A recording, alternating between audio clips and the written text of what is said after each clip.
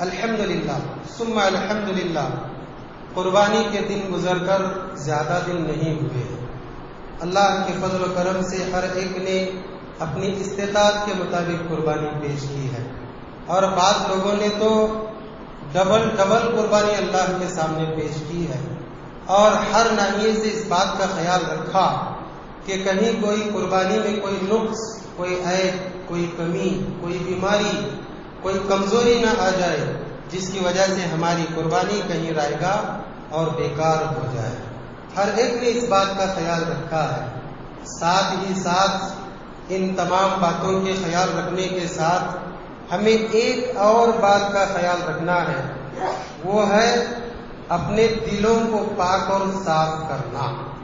وہ اس لیے میں کہہ رہا ہوں کہ اللہ تبارک و تعالیٰ نے قرآن مجید میں قربانی کے متعلق جتنی بھی آیتیں نازل فرمائی ہیں، ان تمام آیتوں میں ایک نص کی طرح، ایک نص یعنی دلیل نص کی طرح ہے۔ وہ اگر نص نکل جائے تو جسم بے جان ہو جاتا ہے۔ کون سی ہے آیت؟ لَن يَنَالَ اللَّهَ لُحُومُهَا وَلَا دِمَاؤُهَا وَلَٰكِن يَنَالُهُ التَّقْوَىٰ مِنكُمْ۔ اللہ تمہارے خون، تمہارے جانور کے خون گوشت کا محتاج نہیں ہے، وہ صرف تمہارے دلوں کو دیکھنا چاہتا ہے۔ کیا دیکھنا چاہتا ہے؟ تقویٰ۔ کیا مطلب ہے تقوی کا؟ دل میں کہیں شرک تو نہیں، دل میں اللہ رسول کی نافرمانی تو نہیں، دل میں شہوات تو نہیں، دل میں گناہ اور جرم تو بھرے ہوئے نہیں ہے، یا دل میں کسی کے بارے میں کینہ اور کپٹ تو نہیں ہے، دل میں کسی کے بارے میں نفرت تو نہیں ہے۔ یہ بھی تقوی میں شامل ہے۔ میں یوں ہی نہیں کہہ رہا ہوں، بلکہ حدیث کی دلیل کے ساتھ میں آپ کے سامنے پیش کروں گا۔ تو میرے اسلامی بھائیوں اور بہنوں، ہمیں چاہیے کہ ہم اپنے دلوں کو جب صاف کر رہے ہیں تو اپنے مسلمان بھائیوں کے بارے میں بھی اپنے دلوں کو پاک اور صاف کر لیں۔ کہیں ایسا نہ ہو کہ ہمارے کسی غلط کام کی وجہ سے ہمارے رشتہ دار، ہمارے دوست و احباب، ہمارے ساتھ اٹھنے بیٹھنے والے، ہمارے ساتھ تعلقات کرنے والے، ہمارے پڑوسی، ہمارے رشتہ دار، جاننے پہچاننے والے، مسلم ہو یا غیر مسلم، ہمارے کسی غلط کام یا غلط فیصلے کی وجہ سے ہم سے ناراض تو نہیں ہے، یا ہم اس دنیا میں جتنے بھی مسلمان ہیں سگے بھائیوں کے ساتھ ہم ان میں سے کسی کے بارے میں دل میں کچھ کینہ تو نہیں رکھے ہوئے ہیں۔ اگر رکھے ہوئے ہیں تو یاد رکھیے ہماری قربانی آسمان تک گئی ہے اور وہیں لٹکی ہے۔ اللہ آسمان تک گئی ہے اور وہیں لٹکی ہے، قبولیت کا انتظار کر رہی ہے، اور قبولیت کا انتظار ہمارے دلوں کی پاکی اور صفائی سے اس کا پورا ہو جائے گا۔ کہیں ایسا نہ ہو کہ پیسے سے دی ہوئی قربانی، پیسے سے کیا ہوا عمل بغیر پیسے سے نہ کیے ہوئے عمل کی وجہ سے رائگاں نہ چلا جائے، کیونکہ ہم نے قربانی جو دی ہے وہ رقم سے دی ہے، اور یہ دلوں کو پاک کرنا، اس کے لیے رقم کی ضرورت نہیں پڑتی ہے، پیسے کی ضرورت پڑتی ہے۔ بھائی میں تجھ سے اچھا رہنا چاہتا ہوں، تو بھی مجھ سے اچھا رہے، لے 10 لاکھ 20 لاکھ، نہیں، دل کی پاکی اپنے من سے ہوتی ہے، اس کے لیے رقم کی ضرورت نہیں۔ یہ جو عمل ہے روپیوں پیسوں کے خرچ کرنے کا، اس کی قبولیت کی شرط ہے دل کی پاکی، جس کے لیے رقم کی خرچ کی ضرورت نہیں ہے۔ چلیے میں آپ کو بتاؤں، اگر کوئی مسلمان کسی مسلمان سے ناراض ہے، کسی وجہ سے اس سے نفرت کرتا ہے، دل میں کینہ رکھتا ہے، کپٹ رکھتا ہے، گندگی رکھتا ہے، دشمنی رکھتا ہے، ناراض ہے، تو اللہ کی قسم اللہ تبارک و تعالیٰ چاہے وہ کتنا بھی اونچا کیوں نہ ہو، اس کے عمل کو قبول نہیں کرتا ہے۔ چلیے حدیث میں آپ کے سامنے پیش کروں۔ اللہ کے نبی صلی اللہ علیہ وسلم فرماتے ہیں، تفتح ابواب الجنت یوم الاثنین و یوم الخمیس فیغفر لکل عبد لا یشرک باللہ شیئا الا رجلا كانت بینہ وبین اخیہ شحناء فیقال انظروا هذین حتى یصطلحا، انظروا هذین حتى یصطلحا، انظروا هذین حتى یصطلحا۔ رواہ مسلم۔ اللہ کے نبی صلی اللہ علیہ وسلم نے فرمایا، اللہ تبارک و تعالیٰ جنت کے دروازے ہفتے میں 2 دن کھولتا ہے۔ پورا مہینہ کون سے مہینے میں؟ مکمل 30 دن رمضان کے مہینے، اور اس کے علاوہ غیر رمضان میں 2 دن ایسے ہیں کہ اللہ تبارک و تعالیٰ ان 2 دنوں میں جنت کے دروازے کھول دیتا ہے۔ مطلب کیا ہے؟ اللہ تبارک و تعالیٰ ان دو دنوں میں اپنے بندوں کو جنت کا مستحق بنا دینے والا ہے۔ اور وہ دو دن کون سے ہیں؟ یوم الاثنین و یوم الخمیس۔ ایک ہے پیر کا دن اور ایک ہے جمعرات کا دن، جب فرشتے پیر کے دن اور جمعرات کے دن اعمال کو اللہ کے سامنے لے کر جاتے ہیں، کیونکہ دروازے کھل چکے ہیں، اب نام لکھنا ہے، یہ جنت میں جائے گا، اس کی مغفرت ہو گئی ہے، یہ بخشا دیا گیا ہے، یہ پاس ہو گیا ہے، کامیاب ہو گیا ہے، پوری سرٹیفکیٹیں اللہ کے سامنے پیش ہو رہی ہیں، نامہ اعمال اللہ کے سامنے پیش ہو رہے ہیں۔ ایک نامہ اعمال آئے گا، اللہ تبارک و تعالیٰ کہے گا انذروا ھذین، مہلت دو ان کو، ابھی مغفرت کا وقت نہیں آیا۔ اللہ بڑی مغفرت، اور اس کا وقت نہیں آیا۔ جنت کا دروازہ کھلنے کے باوجود یہ اس میں داخلے کے لیے مستحق نہیں بنے۔ کیوں؟ اس لیے کہ یہ جو نامہ اعمال ہے اور آنے والا تو نامہ اعمال ایک یا دو ہوں گے، یہ دونوں نامہ اعمال جس کے ہیں وہ آپس میں ایک دوسرے سے دشمنی رکھتے ہیں، نفرت رکھتے ہیں، کینہ ہے دونوں کے دلوں میں، جب تک یہ اپنے کینے کو صلح میں نہیں بدلتے، دور نہیں کرتے، محبت میں تبدیل نہیں کرتے۔ الگ کرو ان کے نامہ اعمال کو۔ اللہ نظر رحمت سے بھی نہیں دیکھے گا نامہ اعمال کو۔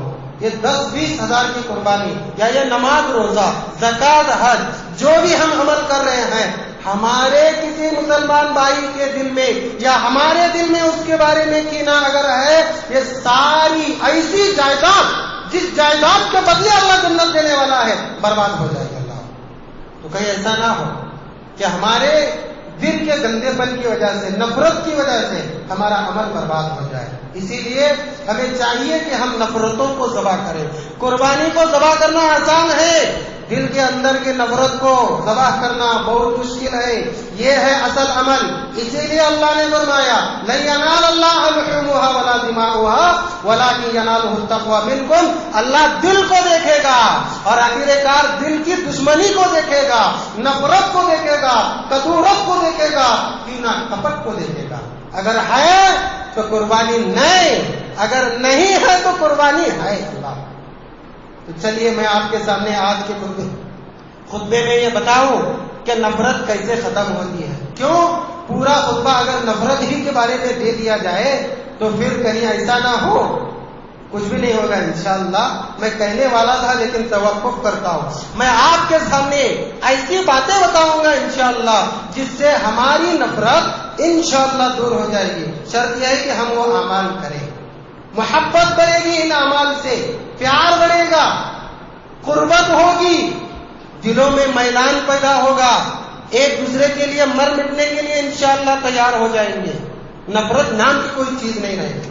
مسلم معاشرہ اسلام والا معاشرہ بن کے رہے گا انشاءاللہ۔ اور یہاں چھوٹا سا 2 رکعت والا عمل کرو، اس معاشرے میں رہ کر اور ایسا بن کر اللہ تبارک و تعالیٰ عرش بری پر بیٹھ کر اسے قبول فرمائے گا اور ان 2 رکعت کے بدلے جنت نصیب کرے۔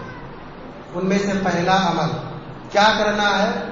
اگر نفرت ختم کرنا ہے، محبت میں اضافہ کرنا ہے، تو چھوٹی موٹی بات پر جو ہمارے درمیان نا اتفاقیاں پیدا ہوتی ہے نا، 1 دن 2 دن 3 دن انسان کچھ ناراض ہوتا ہے، نفرت نہیں، ناراض ہوتا ہے، 3 دن سے زیادہ اس ناراضگی کو طول نہ دے، لمبا نہ کرے، بلکہ ختم کرنے کی کوشش کرے، فوراً ختم کرے، مل جائے اور یہ کہے اگر کسی کی غلطی ہے معافی مانگے یا صلح کر لے۔ 3 دن سے زیادہ کیوں؟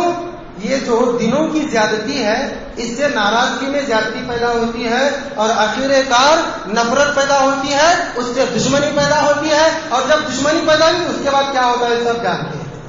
2 لوگ آپس میں پہلے بحث کرتے ہیں، وہ بحث اگر ختم نہ ہو تو لڑائی میں یہ بحث تبدیل ہو جاتی ہے۔ جب لڑائی طول پکڑتی ہے یہ اپنے لوگوں کو بلاتا ہے، یہ اپنے لوگوں کو بلاتا ہے، پھر جب دونوں کے لوگ آتے ہیں تلواریں نکلتی ہیں، پھر جب تلوار بے نیام ہو جاتی ہیں تو زندگی جسم سے بے نیام ہو جاتی ہے، اور اگر یہ بھی ختم نہ ہو تو یہ جنگ 300 سال تک چلتی ہے۔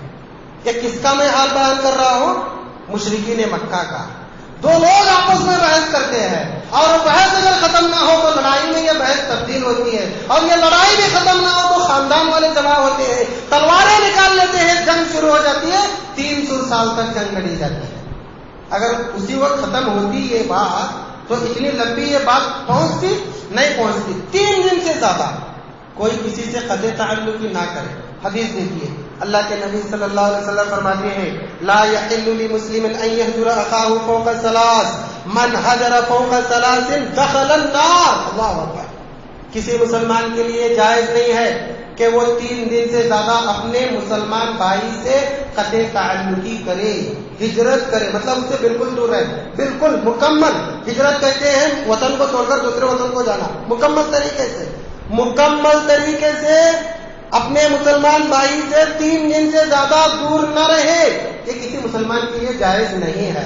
اور آگے اللہ کے نبی فرماتے ہیں اگر کسی نے ایسا کیا دخل النار, وہ جہنم میں جائے گا. تو عمل قبول نہیں ہوا. اللہ اسی لیے 3 دن سے زیادہ ہمیں کسی سے بھی قطع تعلقی کرنے کی ضرورت نہیں ہے. کیا کرنا ہے پھر؟ فوراً ملنے کی کوشش کرنا ہے. جب کبھی ایسا ہو ملن کی کوشش کریں. کیوں؟ اللہ کے نبی صلی اللہ علیہ وسلم فرماتے ہیں ما تواضع احد للہ الا رفعہ اللہ. رواہ مسلم. جو انسان اپنے آپ کو اللہ کے لیے نیچا کرتا ہے, اللہ کے لیے گراتا ہے, اللہ تبارک و تعالیٰ اسے بلند کرتا ہے. اگر کوئی مسلمان ناراض ہے یا کسی وجہ سے دونوں کے اندر کوئی نااتفاقی پیدا ہو گئی ہے, فوراً صلح کر لے. وہ ملنے کے لیے تیار نہیں ہے, تم گر جاؤ, تم اپنے آپ کو چھوٹا سمجھو اور جا کر اس سے ملو اور یہ سمجھو کہ بھائی تو بڑا ہے لیکن نفرت تو نہ رکھنا. قطع تعلق کی تو جائز نہیں ہے نا. تو اپنا بھی عمل برباد کرے گا اور تیری یہ سوچ کر کہ تو نہیں ملے گا, میں بھی اگر دور رہوں گا میرا بھی عمل گڑے میں چلا جائے گا. جائیں, ملے اور اپنے آپ کو چھوٹا سمجھے. اور یاد رکھے اگر یہ قطع تعلقی رشتہ داروں کے ساتھ ہے تب تو اور بڑا نقصان ہے. اکثر لوگ, اللہ معاف کرے, میں کہنے سے دریغ نہیں کروں گا کہ آج رشتہ داری کا کیا حال ہے.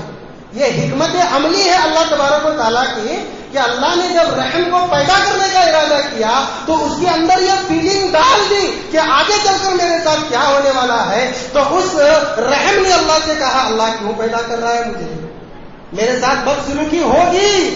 تو آج وہی نظارہ ہم کو دیکھنے کو مل رہا ہے. کون رشتے دار کس رشتے دار سے خوش ہے بتائیے ذرا. کون رشتے دار کس رشتے دار کے حقوق کو ادا کر رہا ہے بتائیے.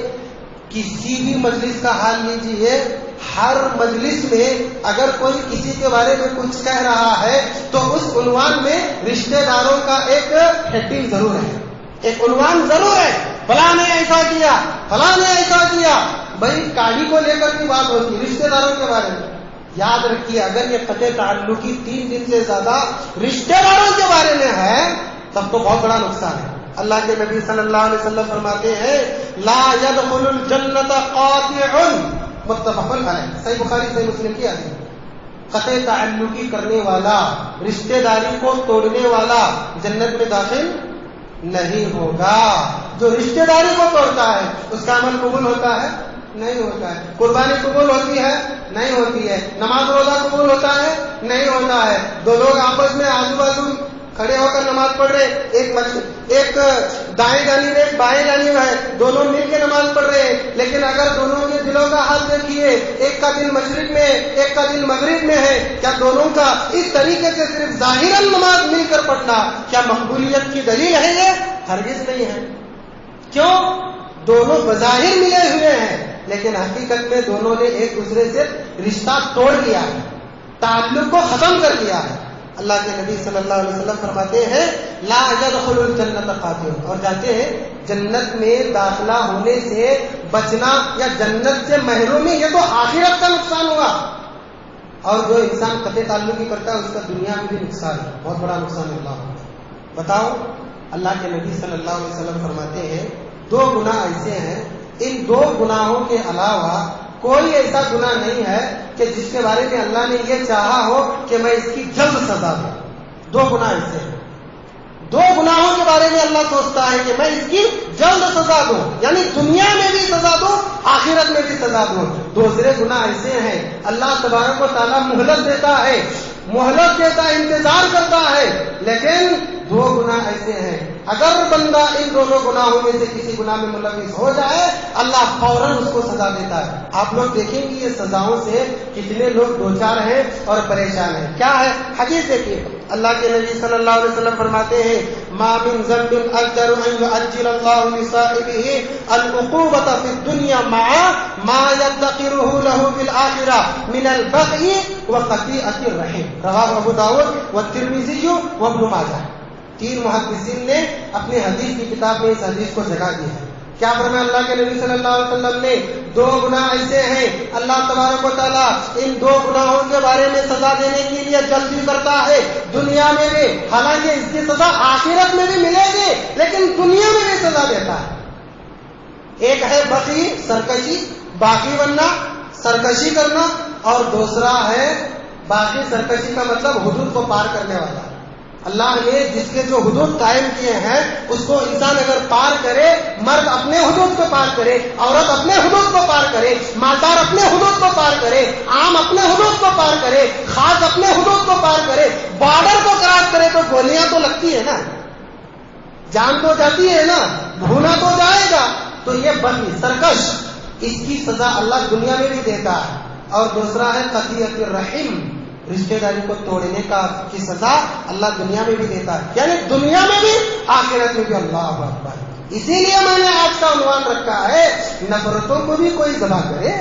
بہت سے جانور تو ہم نے ذبح کیے ہیں, تو ضرورت اس بات کی ہے کہ ہم 3 دن سے زیادہ کسی سے قطع تعلق کی نہ بڑھتے, ورنہ اس کا نقصان نہیں ہم سمجھتے ہوں گے میں تو حیثیت والا ہوں, میرا غریب رشتے دار مجھ سے دور ہے تو اس کا نقصان ہوگا نا, میرے پاس تو سب کچھ ہے, میرا کیا نقصان ہے؟ تم اپنا نقصان کر رہے ہو. ایک تو قطع تعلقی کا نقصان, دوسرا انا پرستی کے میرے پاس سب کچھ ہے, میرے پاس سب کچھ کرنے والا غلاموں کے سامنے فرعون کی شکل میں پانی میں غرق ہوا, اور قارون جس کا خزانہ اتنا تھا کہ اس کے خزانے کی کنجیاں بڑے بڑے پہلوان کرایا کرتے تھے, خزانے کے ساتھ زمین میں ڈس گیا. یہ دوسرا گناہ ہوا تمہارا. 3 دن سے زیادہ قطع تعلقی حرام ہے مسلمان کی. قطع تعلقی کا مطلب یہ نہیں ہے ظاہراً ہو مل گیا چلو خالی سلام کریں گے, ورنہ دل سے ملنا ہے, دل سے. اور دوسرا عمل جس سے محبت بڑھتی ہے, نفرت ختم ہوتی ہے, وہ ہے زیادہ سے زیادہ ہم اپنے رشتے داروں سے, مسلمان بھائیوں سے مل جل کر رہے ہیں. بعض لوگوں کو دیکھا جاتا ہے الگ تلگ رہنے کی بہت عادت ہوتی ہے, الگ تلگ, ہمیشہ تنہا اور انفرادیت پسند ہوتے ہیں. ایسا نہیں کرنا چاہیے, بلکہ ہمیشہ ملتے جلتے رہنا چاہیے مسلمانوں سے, اس سے بھی محبت بڑھتی ہے. دیکھیے اللہ کے نبی صلی اللہ علیہ وسلم فرماتے ہیں المؤمن الذي يخالط الناس ويصبر على اذاهم اعظم اجرا من المؤمن الذي لا يخالط الناس ولا يصبر اذاهم. رواه ابن ماجہ. وہ مسلمان جو دیگر مسلمانوں سے مل جل کر رہتا ہے اور ان کی طرف سے ہونے والی پریشانی پر صبر کرتا ہے, اجر کے اعتبار سے بڑا ہے اس مسلمان سے جو مسلمانوں سے خلط بلط نہیں رہتا, مل جل کر نہیں رہتا ہے, اور نہ ہی ان کی طرف سے ہونے والی پریشانی پر صبر کرتا ہے. دیکھیے ایک مسلمان مسلمانوں سے مل جل کر رہتا ہے, تعلقات استوار کرتا ہے, قائم کرتا ہے, توڑتا نہیں, ہمیشہ جڑ کے رہتا ہے. اور ظاہر سی بات ہے جب ایک دوسرے سے جڑ کر رہیں گے, میاں بیوی بھی جب ایک دوسرے سے ہمیشہ جڑ کر رہتے ہیں, اونچ نیچ ان کے درمیان بھی ہوتی ہے, اس کا بھی ذکر قرآن حدیث میں آیا ہے. تو مسلمان اگر مل جل کر رہیں گے تو اونچ نیچ تو ہوگی, اس اونچ نیچ پر انسان اگر صبر کرے تو اجر کے اعتبار سے وہ بہت بڑا ہے, فضیلت والا مومن ہے. لہذا ہمیں چاہیے کہ ہم ہمیشہ مل جل کر رہیں. کتنا مل کر رہیں؟ بعض لوگ کہتے ہیں احتیاط برتو بھائی, ذرا بچ کے رہو. کیا بچ کے رہنے کا مسلمان سے؟ اور ایسا مسلمان جس سے بچ کے رہنا ہو تو وہ مسلمان سوچنے کی بات ہے. ایسا مسلمان جس سے بچ کے رہا جائے, کس سے؟ دشمن سے بچ کے رہتے ہیں نا, کیا مسلمان سے؟ ایک مرتبہ اللہ کے نبی صلی اللہ علیہ وسلم کے پاس ایک شخص ملنے آیا اور آ کر کہنے لگا اللہ کے رسول میں ملنا چاہتا ہوں. اللہ کے نبی نے فرمایا اماں عائشہ سے جاؤ اندر. اماں عائشہ پردے میں چلی گئی اور جانے سے پہلے کہا یہ جو انسان آ رہے ہیں نا ابھی, یہ انسان اپنے خاندان میں سب سے برا ہے. جب اندر گئی تو اللہ کے نبی نے ان کو بلایا اور فوراً ملنے لگ گئے, اور اتنی محبت سے مل رہے ایسا پتا چل رہا ہے گویا کہ دھرتی پر یہی وہ شخص ہے جس سے یہ انسان سب سے زیادہ محبت کرتا ہے. اتنا خوش دلی سے, خندہ پیشانی سے نبی اس سے بات چیت کر رہے, میل جول رکھ رہے ہیں. وہ شخص جب چلا گیا تو حیرت کی انتہا میں ہماری اماں حضرت عائشہ صدیقہ رضی اللہ تعالیٰ عنہا کی آئی, کہنے لگے اللہ کے رسول آپ نے کہا کچھ اور کیا کچھ, آپ نے ایسے ایسے کہا اور کرنے کا کام ایسا کیا ہے گویا کہ آپ اس سے بہت زیادہ محبت, اس سے زیادہ کسی سے نہیں کرتے. اللہ کے نبی نے فرمایا اے عائشہ تم کیا سمجھتی ہو کہ میں قیامت کے دن میدان محشر میں جتنے بھی جمع لوگ ہیں ان تمام میں سب سے برا ہوں اور عذاب کے اعتبار سے سب سے میں سخت اور مشکل میں پھنس جاؤں؟ کیوں؟ اللہ کے رسول صلی اللہ علیہ وسلم فرماتے ہیں قیامت کے دن وہ انسان سب سے برا ہوگا اور عذاب کے حساب سے سب سے زیادہ پھنسا ہوا ہوگا جس انسان کی تکلیف سے ڈر کر لوگ دنیا میں اس سے دور رہتے ہیں.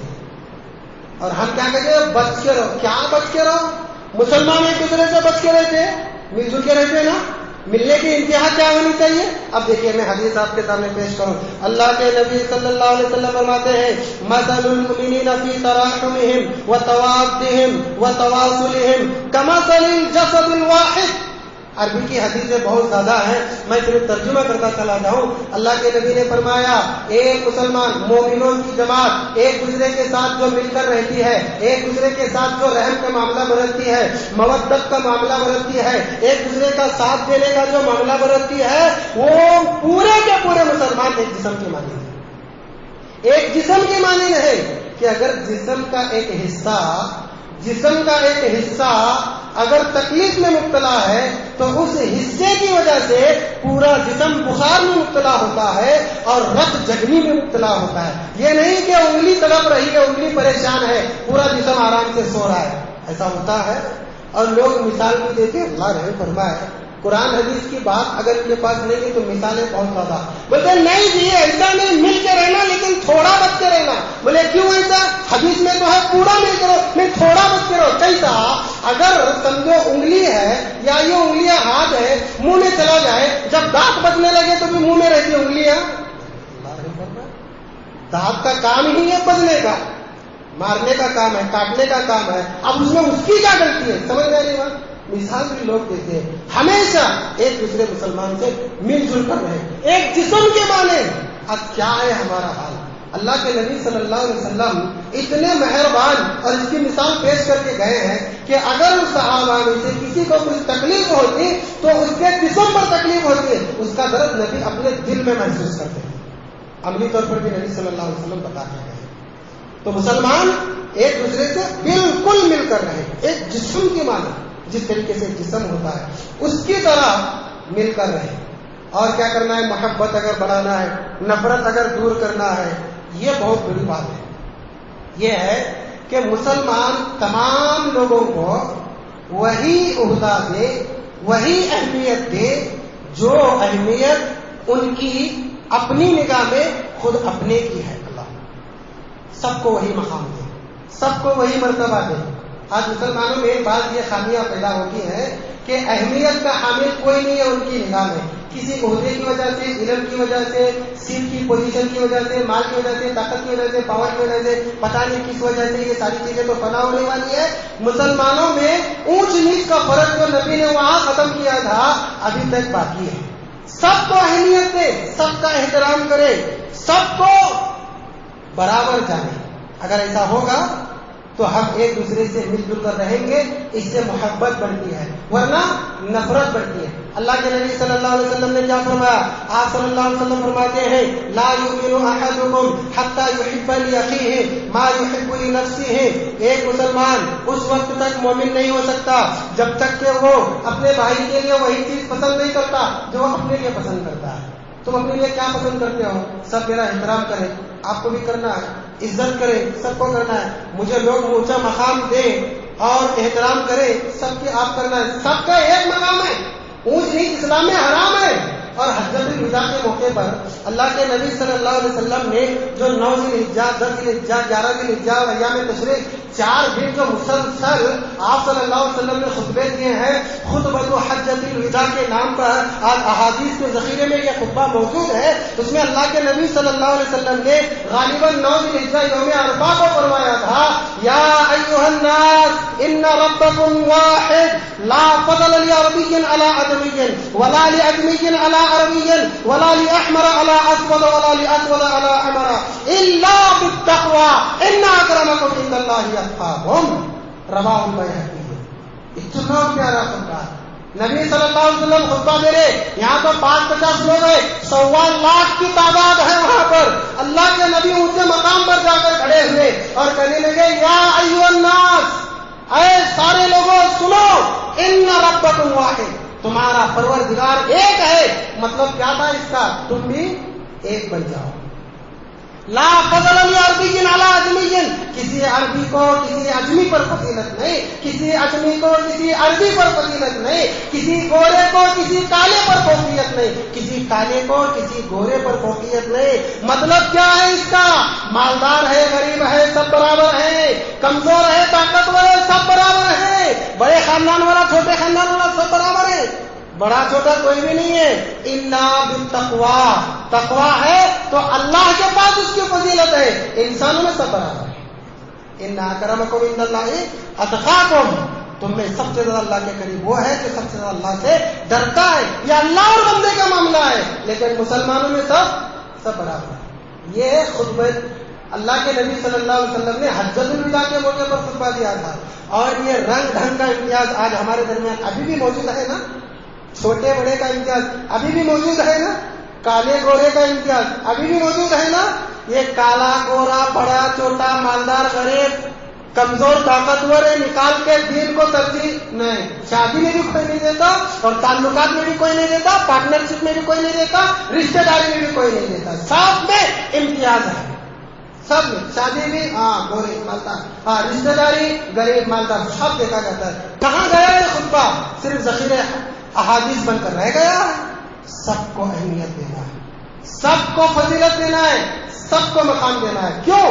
میں اپنے آپ کے لیے یہ چاہتا ہوں کیا سب مجھے بے عزت کرے، ذلیل کرے، کوئی مرتبہ نہ ہو میرا، کسی کی نگاہ میں کوئی میری عزت نہ ہو. کوئی چاہتا ہے ادھر ہاتھ اٹھائے، کون ہاتھ اٹھائے گا؟ کوئی ہاتھ اٹھائے گا؟ پاگل بھی ہے تو سن رہا ہوگا تو سمجھ رہا ہوگا کچھ. ہم تو الحمدللہ پھر بھی اپنے سلیم رکھنے والے ہیں. تو پھر ہم یہی چیز دوسروں کے لیے کیوں نہیں پسند کرتے؟ اگر پسند کریں گے تو محبت دیکھیے.